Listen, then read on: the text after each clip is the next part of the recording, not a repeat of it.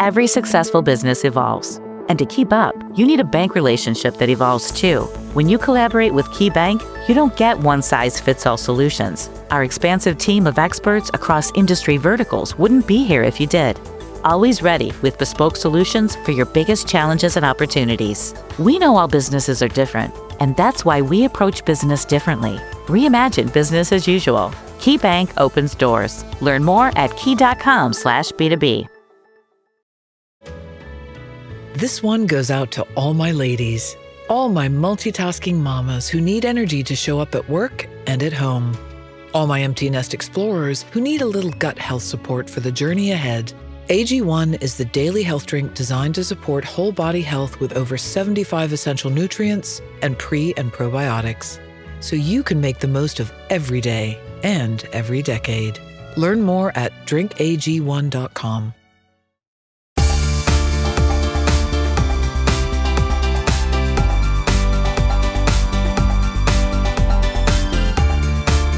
Most people think they have a communication problem. What if the real issue is they don't even know how to lead themselves? Because if you can't trust your own voice, you're not going to use it when it actually matters. Today's conversation is going to challenge how you think about confidence, leadership, and what it actually takes to speak up in a world that rewards noise but punishes uncertainty. Welcome back to Speaking with Confidence, the podcast that helps you build the soft skills that lead to real results. Communication, storytelling, public speaking, and showing up with confidence in every conversation that counts. I'm Tim Newman, a recovering college professor turned communication coach, and I'm thrilled to guide you on a journey to becoming a powerful communicator. Today's guest is Chip Scholz. Chip describes himself as a man with a lathe, a pocket knife, and a few stories. Over the course of a long career in business and coaching, he's come to see that the moments that shape a life rarely arrive with fanfare. They show up quietly in family conversations, unexpected detours, and even in a woodshop, shaping a piece of maple. His work explores how those small moments accumulate over time, changing how we see, how we live, and eventually what we're willing to let go of. Those reflections come together in his book, Every Dog Has Its Day, a collection of stories about life, craft, and the decisions that quietly shape who we become. Chip, welcome to Speaking with Confidence, bud. Hey, thank you, Tim. I'm so glad to be here. You know, I love, first and foremost, the first thing you say, you're a simple man with a lathe, a pocket knife, and a few stories. What did a wood lathe teach you about patience and craft and attention and working with your hands? Well, I have to go a little further back than when I picked up the lathe. It's interesting you talk about speaking with confidence, and we'll get to the self-leadership part later. I've been speaking, I've been speaking my whole life, but I've been speaking in public since seventh grade when I was in a play, and right. Had to get up on stage and talk in front of my parents, which was even tougher than anything else.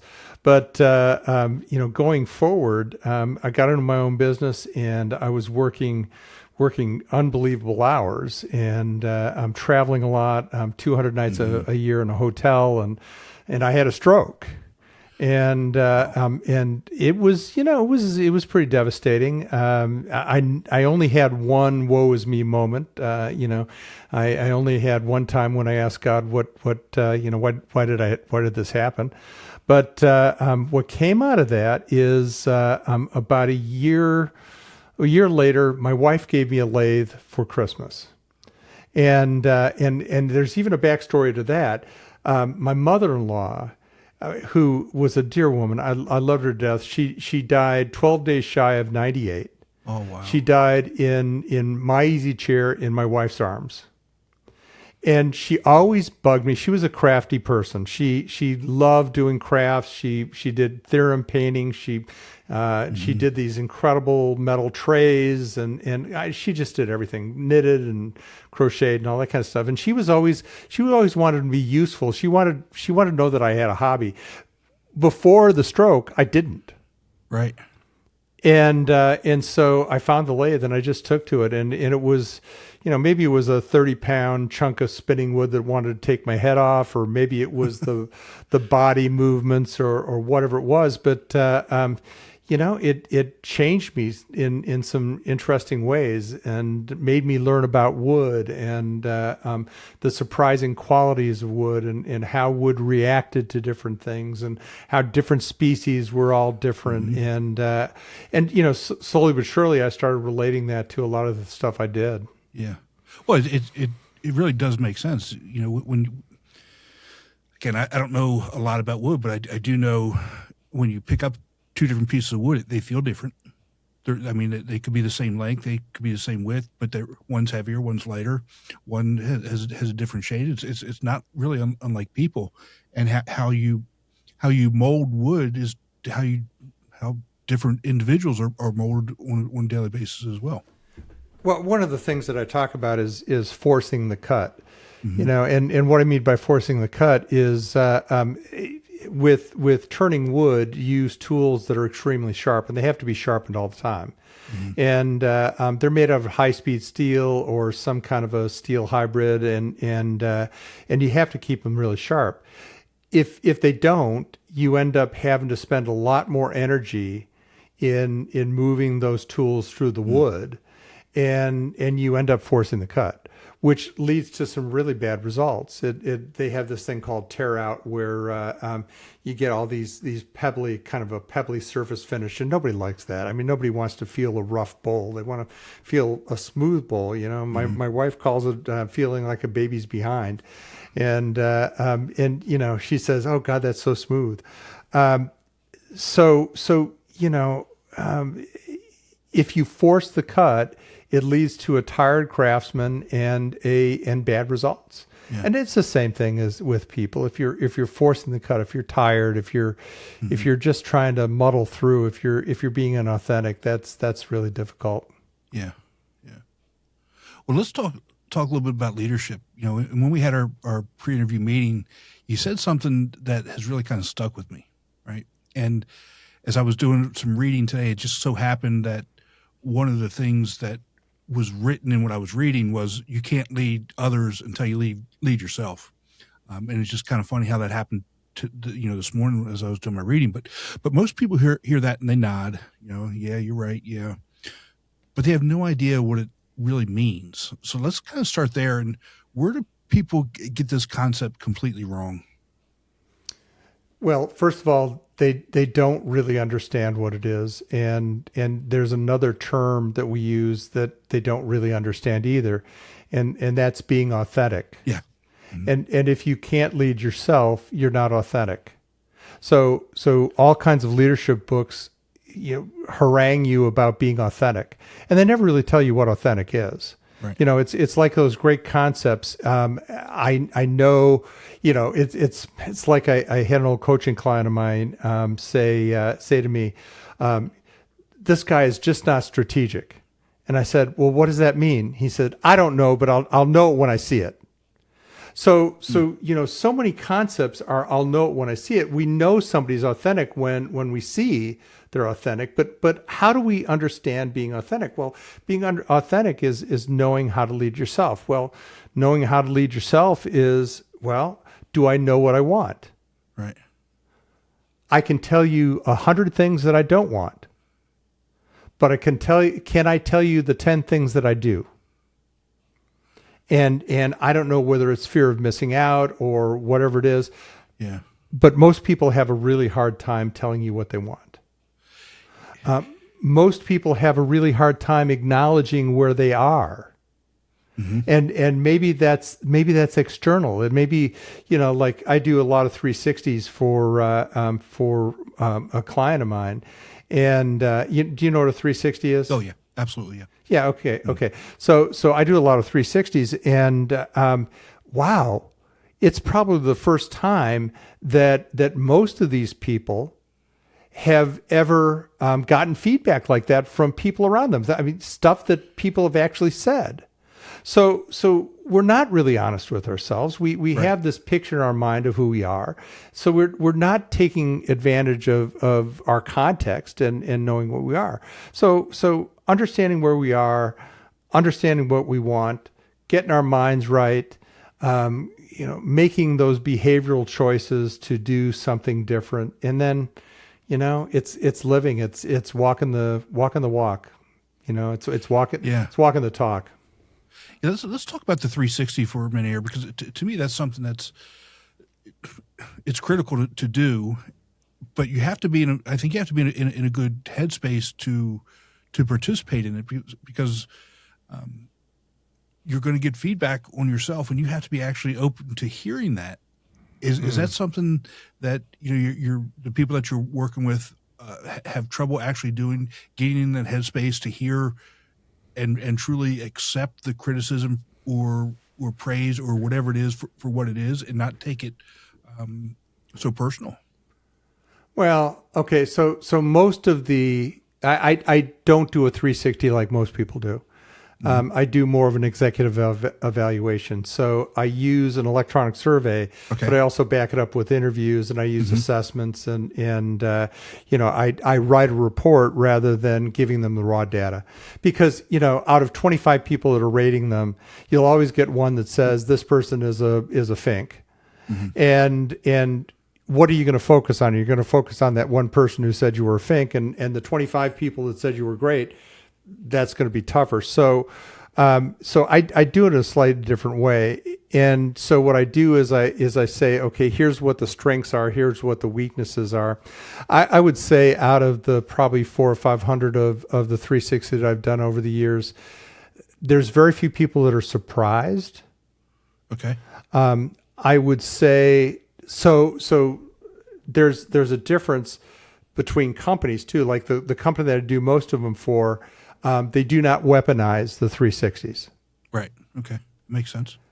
I did work for a company that weaponized them. I did a lot of work for a company that weaponized, and what they were doing is they were out to get somebody, and they wanted to have justification for getting out to somebody. This other company that I work with is it strictly uses 360s for development and making you better. So I would say that most of the time people aren't surprised. They might be surprised about the nuance, but not always the substance.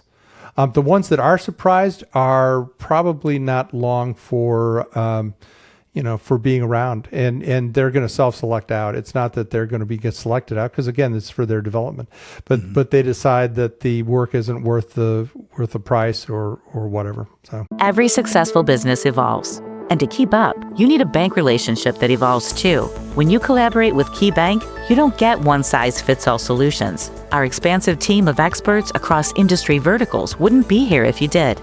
Always ready with bespoke solutions for your biggest challenges and opportunities. We know all businesses are different, and that's why we approach business differently. Reimagine business as usual. KeyBank opens doors. Learn more at key.com/B2B.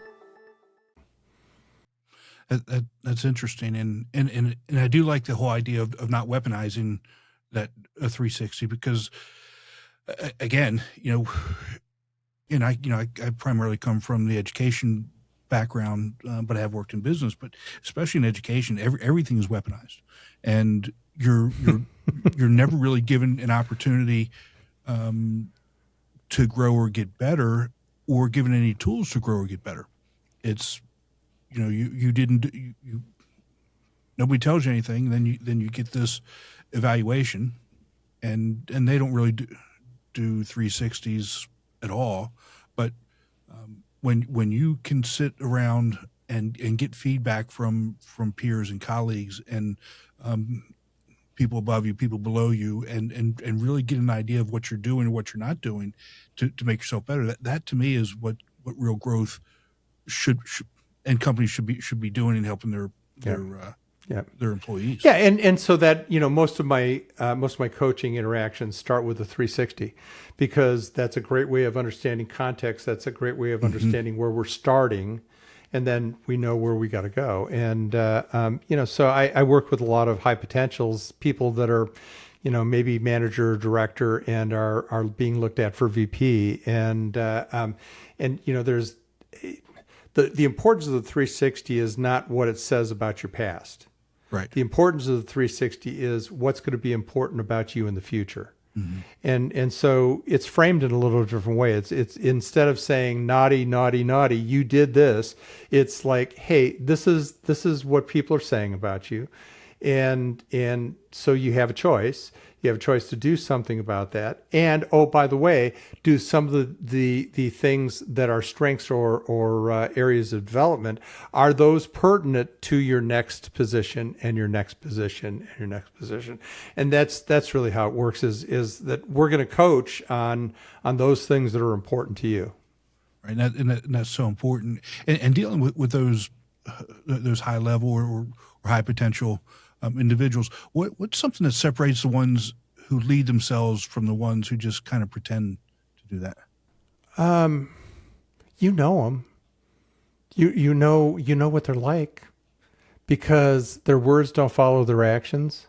They do a really poor job of giving their word and keeping it. They do a poor job of personal accountability. One of my favorite movies, and it's an old movie, but I'm sure everybody's seen it, is Office Space.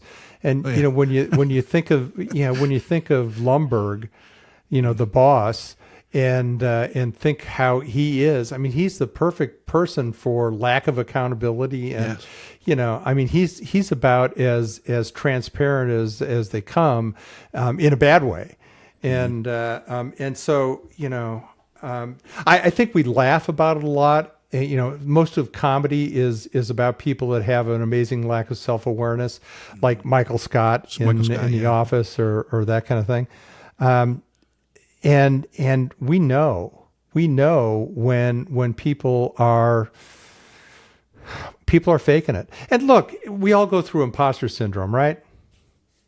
I mean, we all do that. And imposter syndrome leads to some bad behaviors because you want to be seen as something rather than who you are, So, right. That's that cognitive dissonance that happens. Yeah, and we've all been in those situations. And I think one of the things that makes it so funny as well is we've been in those situations. We've seen a real Lumbergh, we've seen a real Michael Scott. Either in our own organization or work for somebody like that, and when you see it to that extreme, I think that's what makes those two in particular so successful. Those movies, but movies and TV show. But it's you mentioned a couple things: not keeping your word, not following through, and not taking accountability. To me, those are the first things that lose respect and lose you leadership right from the get go. Yeah. And it doesn't. You can be really good and slip up one time, and you're going to spend forever trying to make up for it. So if you're going to say you're going to do something, please just do it, and then own whatever you did or did not do. That's right. As well. That's right. And it's interesting you talk about speaking with confidence or communicating. That's the basis of the podcast. So many times our communication gets in the way of keeping our word. Mm-hmm. And if you think about it, think about the questions you ask. So if you are all the time asking why questions, why questions are blame questions. Who gives a damn why things happen? It's like, let's get it fixed and let's get moving. I mean, blame is for academics, right? Right. Because there's probably a good bit of it that goes around, or yes. government, or and so if I'm asking what or how question, if I'm asking really great questions, I'm going to be seen as more credible. And then when you're right, it's saying yes or no. I mean, so many people have a difficult time saying yes or no. Mm-hmm. And the word they use all the time is try. If I hear somebody say, I'll try to do that, do I think they're going to do it? If I invite you over to dinner on Saturday night with, ask you and your wife to come over for dinner, and you say, I'll try to be there, am I going to buy the steaks? No, not happening. Nope. It's not Yeah. happening. So it is all about language. It's all about the language you use and all about the language that we mean. Yeah. Again, it's funny as you bring this up. I had a meeting Monday night, and somebody needs something done. And before I had all the information, I said, "Oh, yeah, I'll do that. I can do that." And I didn't have all the information, and I started working on it. And I was supposed to have another meeting on Tuesday afternoon. It's a regular standing meeting, and I had to call the person. I said, "Look, I need to cancel this meeting because I said yes to something without having all the information, and I really have to get it done." So again, that's my point here is if you're going to say you're going to do something, you've got to do whatever you need to do to get it done, and then take ownership of it.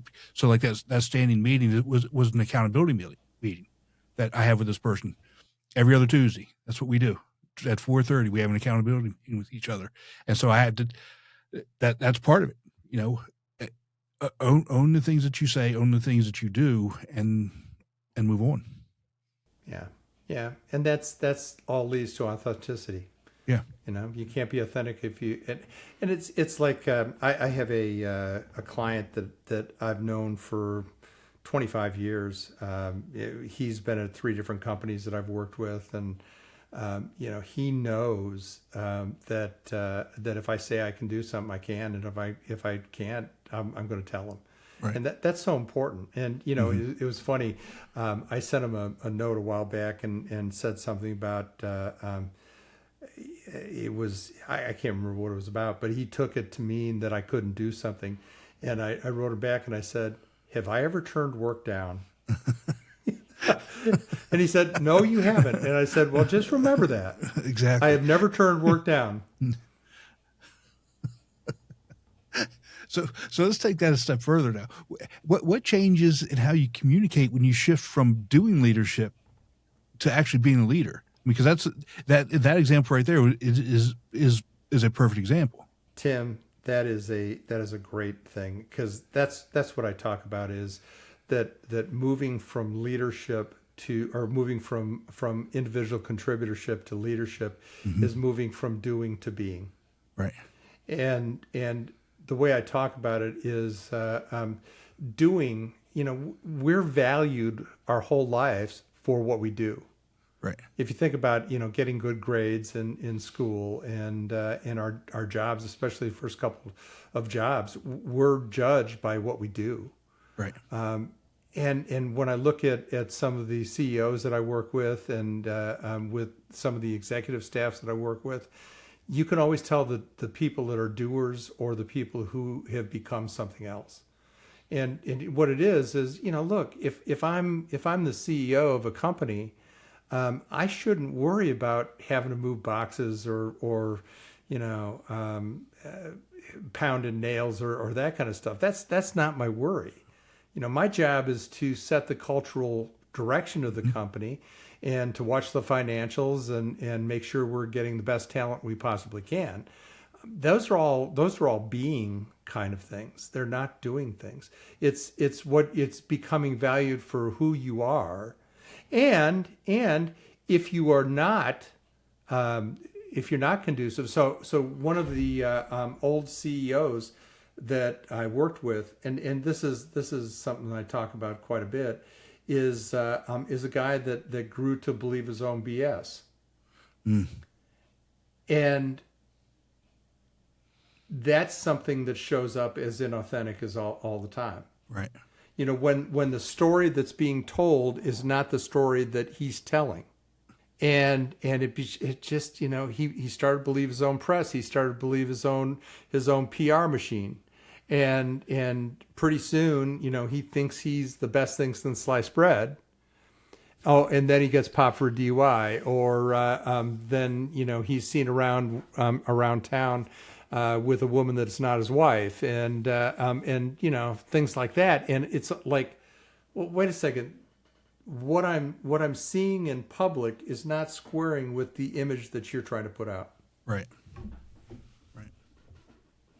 Now, I'm sure you didn't have any of those types of moments in your life, but did you? Was there a moment in your life where you had to make that shift yourself? And how did that go, and what was it like for you? It didn't happen until I got into my own business. Yeah. You know, and you know, when I look at my career, I spent most of my career in sales or sales management, a little bit in operations management, and I was a lobbyist for 10 years before I got into my own business. But it was when, you know, it was. So if I look back at the first 10 years that I was in business, I was just trying to keep up. Yeah. And so I wasn't doing the reading. I wasn't doing the things that I needed to do to stay on top of you know, just reading ahead of what your clients are reading. So, you know, you can sit down and have a conversation about that, and they mention a book and you say, oh yes, I've read that, and actually mean it. Right. So it wasn't until about 10 years in that I started, you know, I started doing the homework. Well, it was about 5 years in when I started doing the homework. I started, you know, I had a coach and did all the things that I've been telling people to do forever, but hadn't been doing. That's so interesting. You know, 'cause I talk about reading and writing a lot, and how important reading is. First off, how important writing is, but also how important reading is. And we don't read today like we used to read. You know, most of the reading happens, you know, on our phones, in quick 2 or 3 paragraphs, and that's it. And you know, I think we've really kind of, unless you're intentional about reading, and I'm talking about reading books, I'm not talking about reading something on the news, Articles or yes, yeah. I'm talking about actually reading books. Unless you're intentional about it, you're really falling behind, because the people that are getting ahead, the leaders are actually reading. They're reading and they're writing and they're speaking. So to be a good speaker, you have to be a good reader. To be a good reader, you got to be a good writer as well.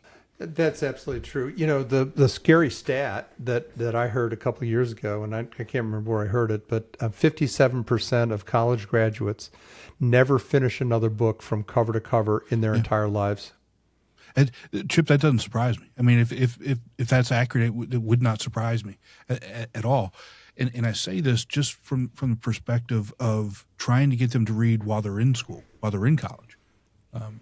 And I get it. Trying to read a textbook is not fun, but there's certain things when you become a professional. There's certain things that you have to do whether you like it or not.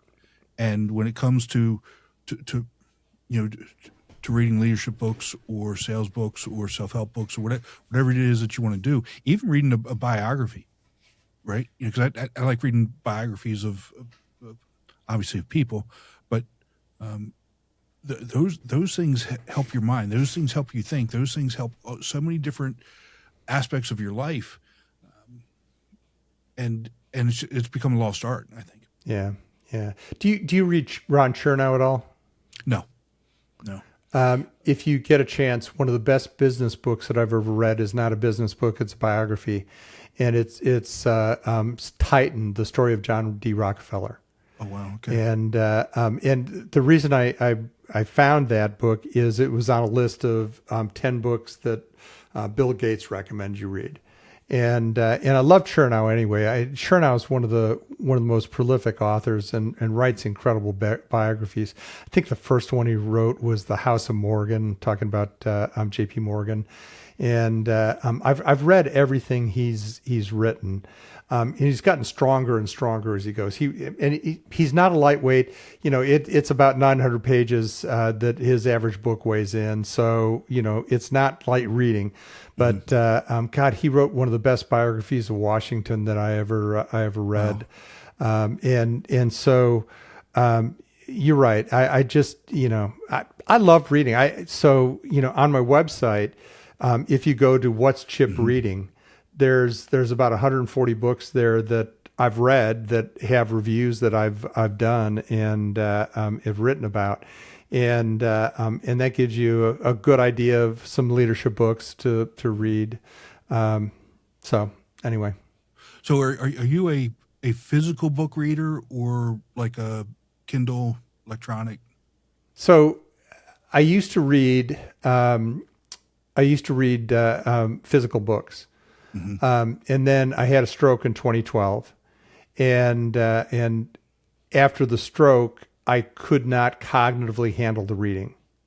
Okay. And so it took me about a year to get back to reading, and I started listening to audiobooks. Yeah. And recently, within the last 2 years, I've found physical books again. One of the cool parts about being in podcasts is a lot of podcast hosts have books, and so I swap books with them. And so I've really had the opportunity to read some pretty incredible books that wouldn't been available in audiobook. So I've gotten back to reading physical books. Wow, that's interesting. From Every successful business evolves. And to keep up, you need a bank relationship that evolves too. When you collaborate with KeyBank, you don't get one-size-fits-all solutions. Our expansive team of experts across industry verticals wouldn't be here if you did. Always ready with bespoke solutions for your biggest challenges and opportunities. We know all businesses are different, and that's why we approach business differently. Reimagine business as usual. KeyBank opens doors. Learn more at key.com/B2B. From the perspective of, I didn't think about it from the stroke and not being able to do that. But I've just kind of newly adapted a new style. So like, I don't carry physical. I read on the Kindle, and then a lot of times what I'll do is I'll read it, then I'll listen to the audiobook, and then sometimes I'll go back and listen and read at the same time. Especially the ones that I really want to dive into, and because I spend a lot of time in the car as well, so being able to, switching up from listening to podcasts to listening to some of the books I've read has given me a little bit more deeper understanding of some things, and it's interesting because for me, when I listen to a podcast as I'm driving, sometimes I lose focus. But when I'm listening to the book, after I've read it, I don't lose that focus. It's funny. My process is similar in that I listen to the audiobook, and if I like the book, then I'm going to use it. So I use it in classes and other stuff. I'll buy the hardcover or I'll buy the book, the physical book, and read it that way. But I think that's so you want to use as many learning modalities as you can, right. And having that physical book and actually having to flip pages and hold on to the book, you get the kinesthetic, you get the visual, and then when you throw an audiobook, you've got the audio as right. well, and so that really covers all the modalities of learning. Let's talk about one of your frameworks that kind of revolves around the 5 C's. Can you walk us through what they are and tell me? Yeah, I already started with that, and it's context, clarity, conditioning, choice, and character. So context is knowing who you are and knowing what you're doing. It's understanding who you are as a physical person, as a mental person, as a spiritual person.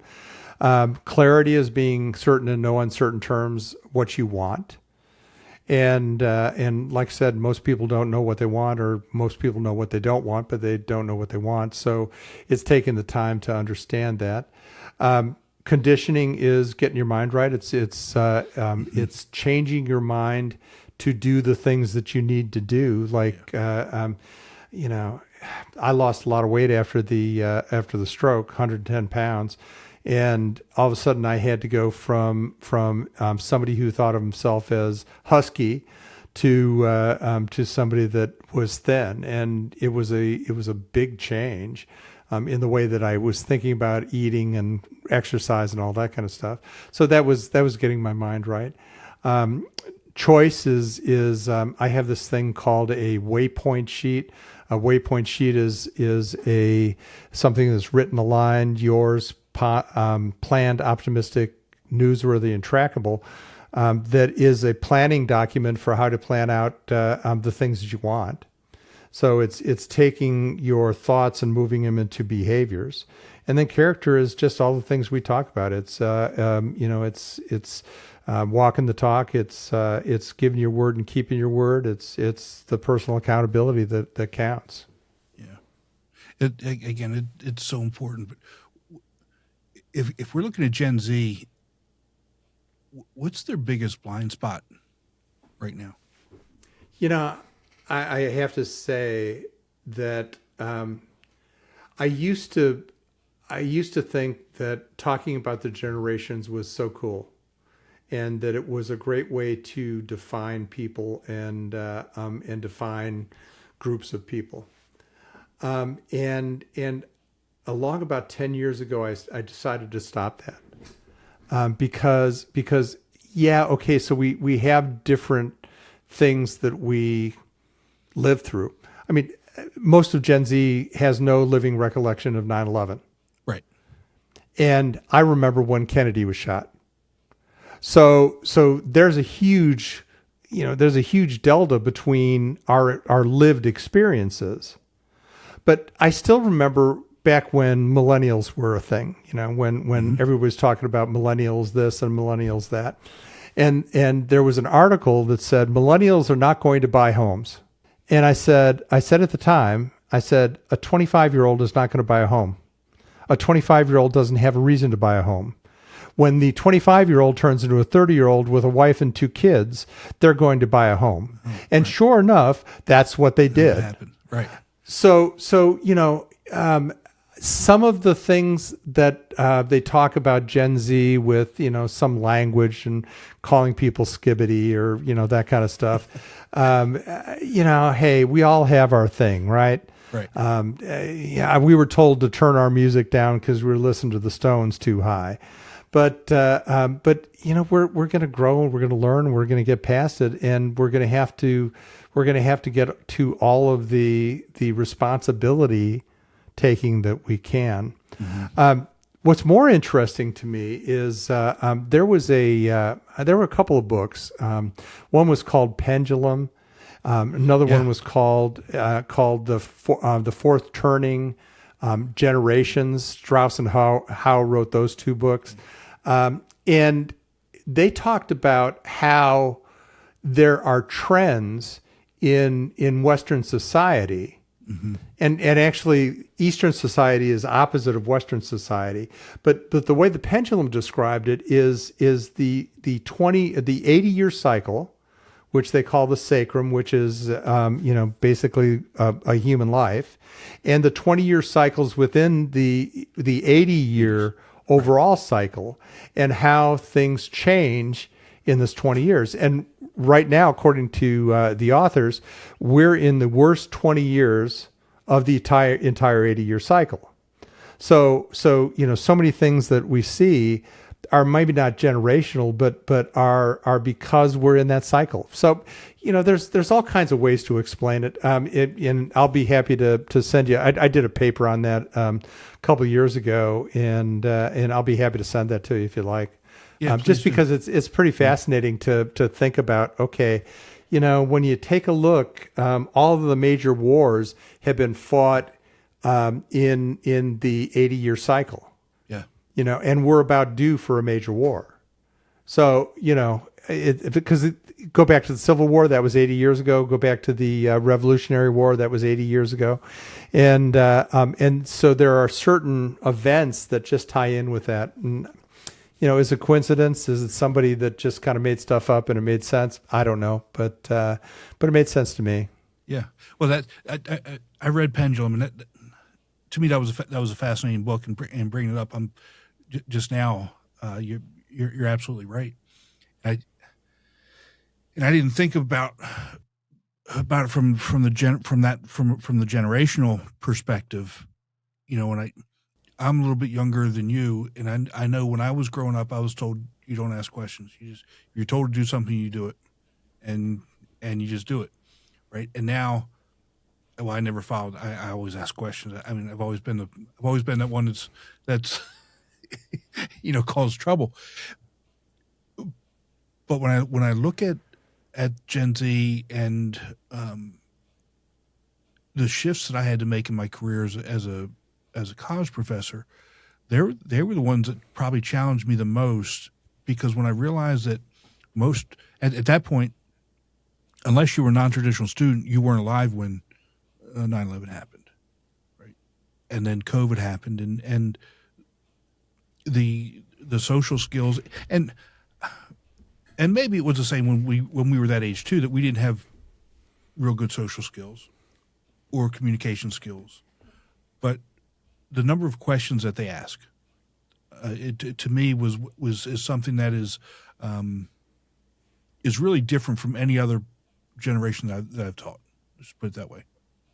I was watching Parenthood the other night. Remember those movie with Steve Martin, Yeah. and and so it was talking about kids back in the day, and one of the kids kept the door locked and wouldn't leave their room. And has that changed? No. You get a teenager and they want to be left the hell alone.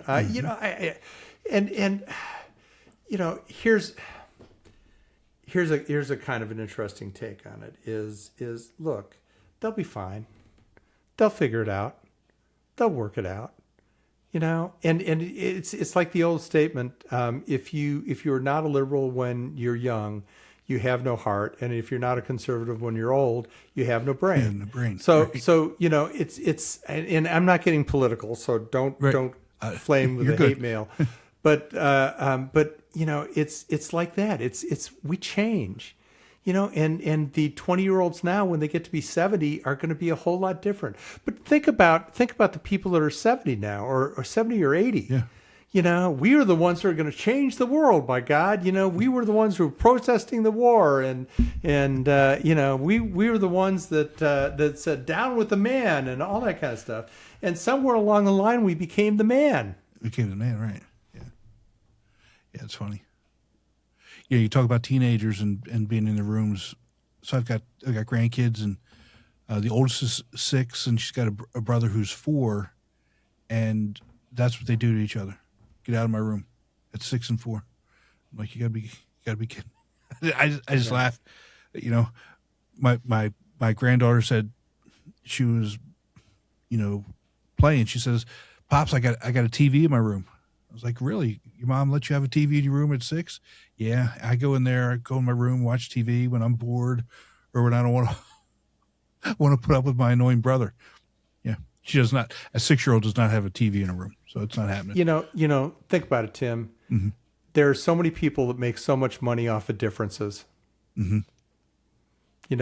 If I can exploit a difference, then I have an edge, and I'm going to get more likes on social media, and I'm going to piss somebody off. I was in the supermarket the other day, and the person behind the counter said, "Did you get everything you need?" And I said, "Well, I got everything I needed, but I'm not sure I got everything I wanted." and then I said the Sheryl Crow line, which is it's not having what you want, it's wanting what you got. And I said to her, "What do you want?" Every successful business evolves. And to keep up, you need a bank relationship that evolves too. When you collaborate with KeyBank, you don't get one-size-fits-all solutions. Our expansive team of experts across industry verticals wouldn't be here if you did. Always ready with bespoke solutions for your biggest challenges and opportunities. We know all businesses are different, and that's why we approach business differently. Reimagine business as usual. KeyBank opens doors. Learn more at key.com/B2B. And she said, "I want world peace." And I said, "I just want peace for myself." Oh, yeah. And she said, why do you say that? And I said, "I can control that. I can't control the world." Right. So look, we've got a lot of dream busters and sad makers that are all over the world, that are just telling us about all these divisions and why it should matter to us and why it should piss us off. Yeah. So are you noticing that you do a ton of podcasts, and are you noticing that's how one of the traits about how people are communicating right now? That's a great question. I think some of the more topical podcasts are heading that way. Mm-hmm. But I don't think I don't think you're going to gain mass market popularity by pissing people off. Right. I think when you get rattled around the echo chambers, yes, you probably do, and I don't care whether it's conservative, liberal podcasters, if they're playing to the base, and if that's all they're looking for. But like a podcast like Smartless, I don't know what the politics of the three guys, Jason Bateman, Will Arnett, and Sean Hayes. I don't know what the politics of those guys are, and they have great guests on, and they have great conversations. So it just depends on what rabbit hole you want to go down. And I'm glad you brought that up, because as I'm coaching people and former students, I kind of talk about that a lot, especially if they're trying to apply for a job or they're trying to grow a business or whatever. Why would you talk about something that is going to alienate half the people, right? To me, that doesn't make a whole lot of sense. And I say, if you just go on my social media, I don't talk about politics. I don't talk about religion. If you're in my inner circle, we talk about it, what have you. But I'm not putting that out there for anybody else. There's no real room for discussion. There's no room for nuance. There's no room for true understanding. So why would I want that out there? And why would you, who you're trying to get a job or start a business or grow a business or whatever it is, put something out there that is going to inflame people? Well, because they feel like it's going to pay. They feel like that they get a lot more clicks if they do it this certain way. And we've all seen examples of that. Some of these influencers that are just influencing just, some of the things that they say is just like, my God, I can't believe you're saying that. But you gotta question your motives too. Yes. And I don't think there's a great deal of self-awareness in people if they're not willing to question their motives. And speaking of communication, self-awareness is a huge part of communication. Yes. Because you've got to ask yourself, if you are speaking that way, if you're out to piss people off, then what are you running from, or what are you running to? And really, is what are you running from to that leads you to some of these conversations? Right. I mean, if fame is the only reward, well, there's a lot of ways to get famous, know. Yeah, there is. Yeah, go out and steal a tank and drive it down the main street of any town, USA, and you'll become famous for a minute. That's it. It used to be 15 minutes. Now it's a minute. It's all you get. It is. And I look at the whole idea of self-awareness as more of a confidence problem than a communication problem. I mean, I think it ties in, but how so? Well, just from the whole idea of if you don't know who you are or what you believe, and you're trying to fit a mold or be something that you're not, that comes through in your communication. It does.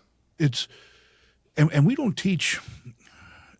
Again, I'm not trying to knock the education system here again, but we don't teach people how to truly think and how to truly do introspection at all. To think about who you are and what you believe and what you want to do. Because I'm not saying this, again, I'm not saying this is all social media's or technology's fault, but that's a big piece of it. We get all of our or most of our feedback on who we are or what we think we should be through TikTok, Facebook, Instagram, whatever the social media platform of the day is. Mm-hmm. Yeah. I was thinking as you were talking, self-awareness is such a key, but it's being honest with yourself. It's being able to be honest with yourself. And that's hard. That's hard to look in a mirror. Confidence, is it built through preparation or identity first? That's an interesting question.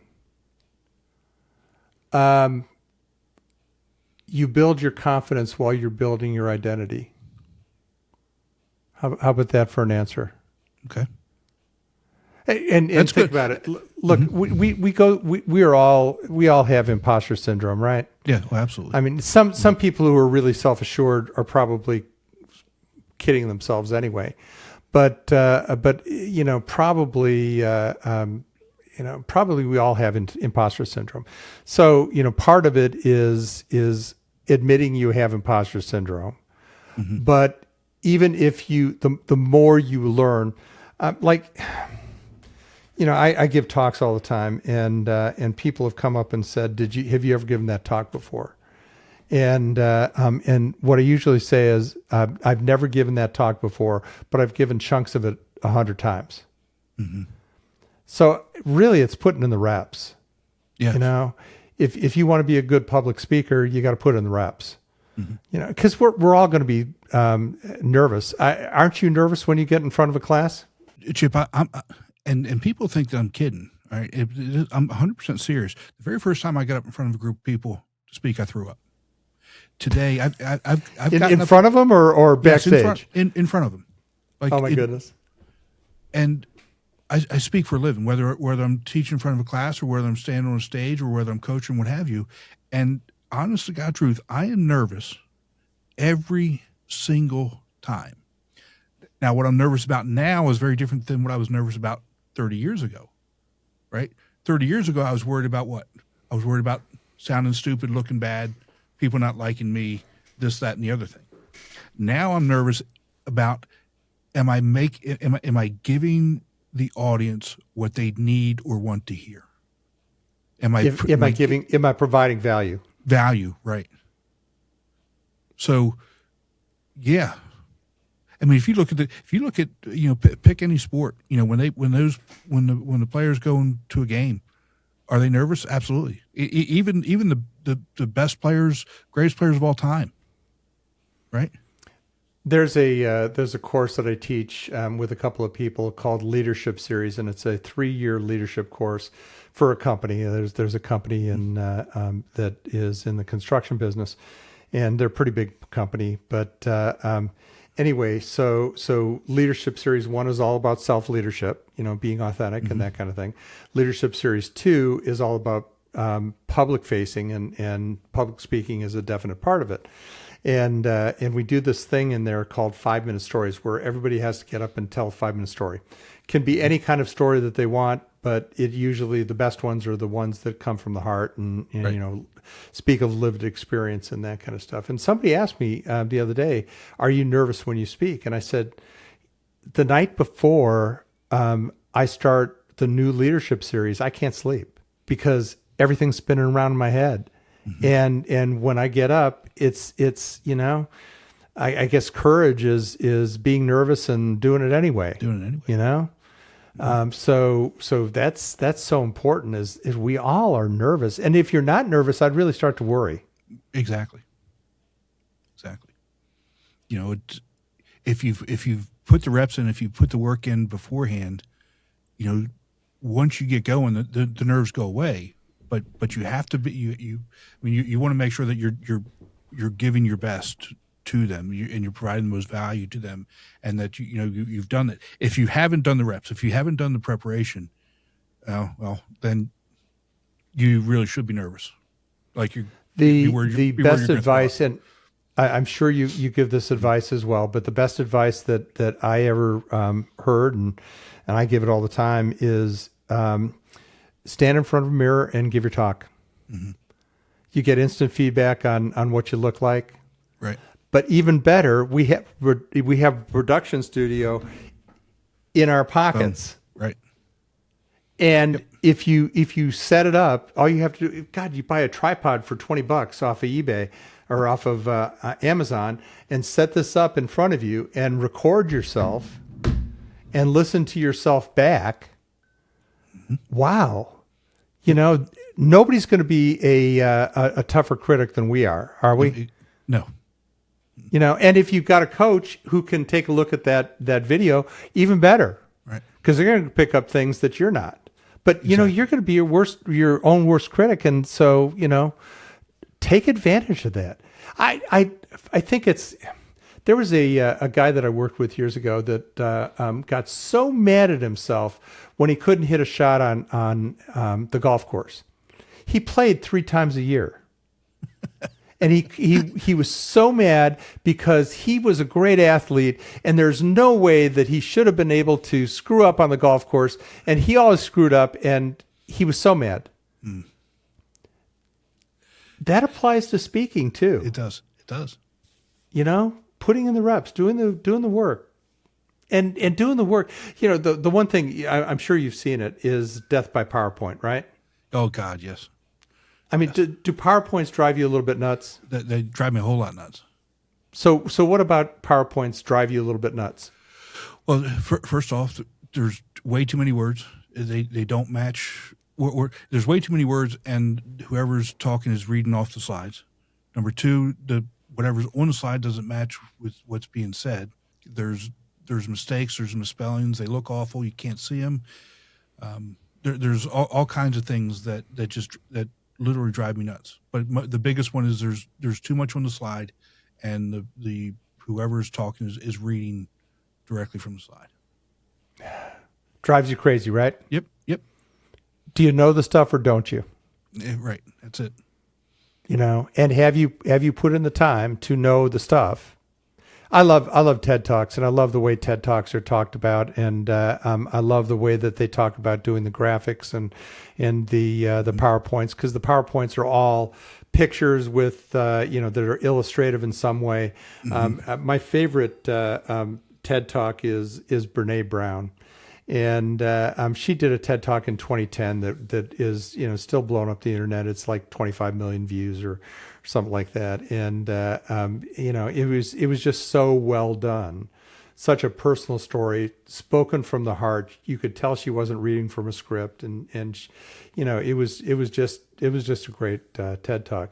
I was going to talk about self-awareness for a second. One of the things that we were talking about is, when you were a kid, were you told big boys don't cry?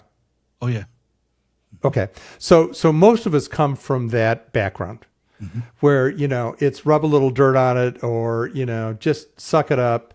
My wife used to say, I'm going to break off your arm and beat you with the bloody end of it. Things like that, and we weren't allowed to show emotion. We weren't supposed to show emotion, which has led to a whole bunch of really emotionally stunted people. Right. And so much of self-awareness is emotion and understanding an emotion. And speaking of Brene Brown, that's what made me think of it, is she wrote in a book called Dare to Lead, she wrote that we're all emotionally illiterate. And her test was, if you cannot come up with 25 words for emotion in a minute, you're emotionally illiterate. Well, speaking of communication, we don't have the vocabulary to talk about emotion. And yet, do you know how many words for emotion there are in the English language? How many? 672. Wow. Yes. And 70% are negative, which tells you a whole another story. That's a different story. That's a right. But think about it. There are 672 words for emotion, and we can't think of 25. In fact, when I do this with groups, the most I've ever heard is 18. Most of them are around 10 or 11. And then they run out of things to talk for emotion. Well, so much of self-awareness is bound up in being able to understand your emotions. And I even talk about emotions in physical terms. So if you, well, I'll ask you, think about the last time you were really angry. And Tim, I know you're a pretty chill guy, and you probably never get angry, but think about the last time you were really angry. Where in your body did you feel that anger? Oh, my neck and shoulders. See how quick I came up with that? Yeah. And if that emotion has a shape, what shape is it? Ooh. Probably a ball. Probably a tennis ball. Okay. And if the emotion has a color, what color is it? Red. And the emotion has a temperature, what temperature is it? It's hot. It's hot. And if it has a texture, what texture is it? Rough. What you just did is you just explained a emotion in physical terms. Mm-hmm.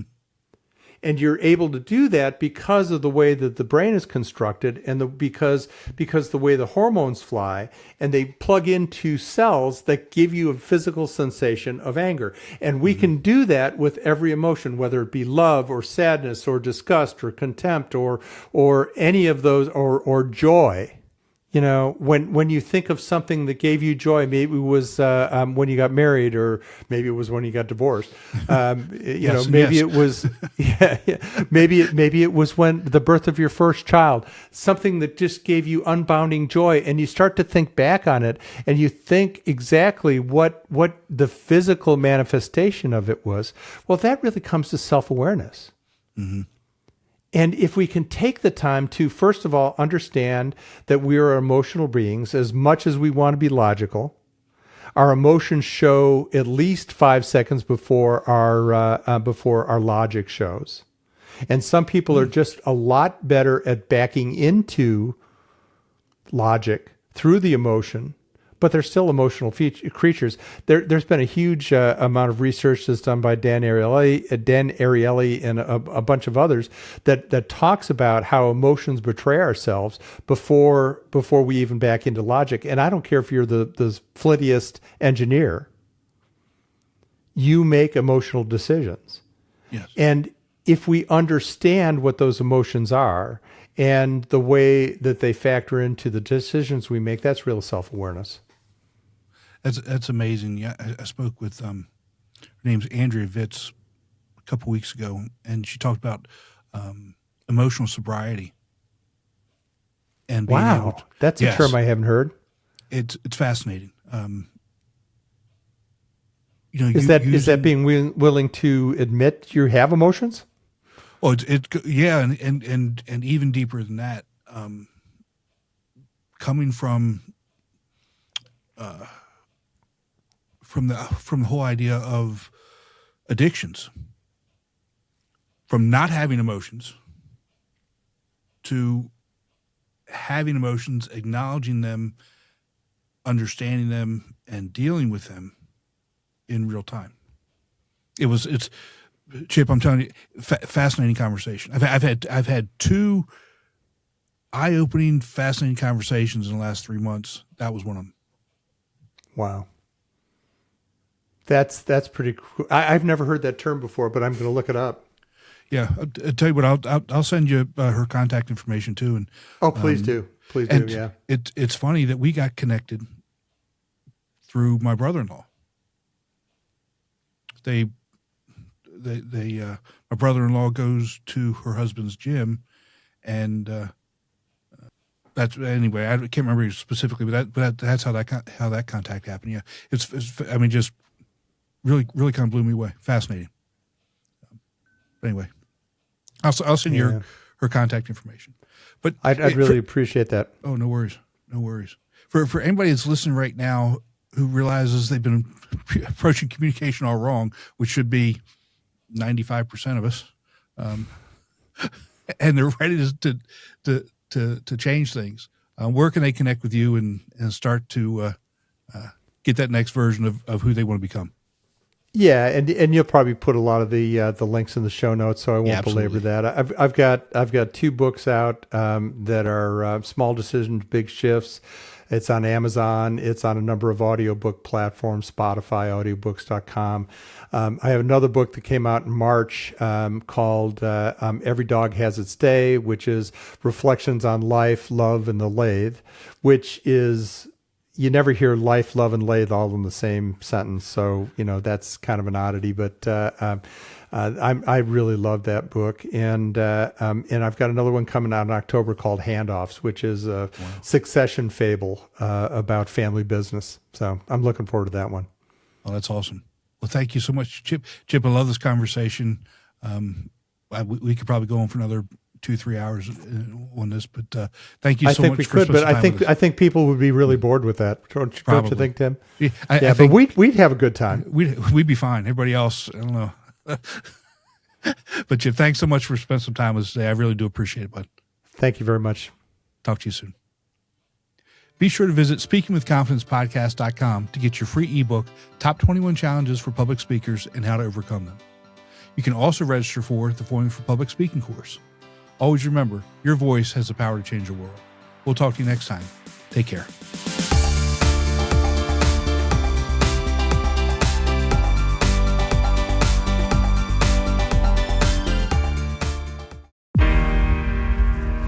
I'm not giving up. I am selling the building. The final season of FX's The Bear. The restaurant is flooded. Everything's either going to be okay. No, stop. Or not. We are outgunned and we are outmanned, but we have each other. FX's The Bear, the final season. All episodes now streaming on Disney+.